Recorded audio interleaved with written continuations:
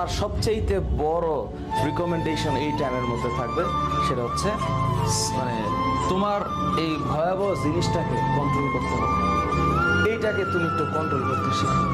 এটা এমন একটা জিনিস যে মানুষ এখন এটার মধ্যে মানে মন না চাইতে রিলসের মধ্যে ঢুকে থাকে, একটার পর একটা রিলস দেখতে ভালো লাগে।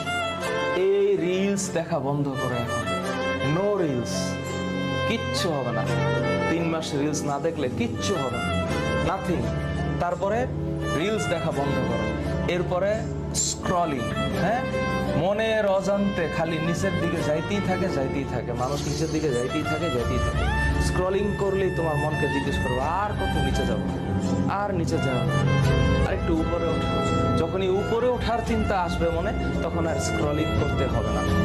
হ্যাঁ, স্ক্রলিং আমরা করি, সবাই করি, কিন্তু এখন তুমি যে তোমার সামনে একটা টার্গেট আছে, 3 মাসের টার্গেট, ওই 3 মাসের টার্গেটের মধ্যে এক টার্গেট হচ্ছে রিলস দেখা বন্ধ, স্ক্রলিং করা বন্ধ। এগুলো হচ্ছে মানুষকে বিমোহিত করে রাখার একটা এআই, আর্টিফিশিয়াল ইন্টেলিজেন্স এমনভাবে ডিজাইন করা হয়েছে, দেখতেই মন চাবে।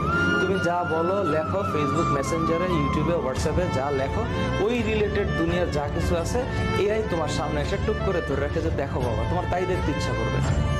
এবং ওরা এটাই চায়।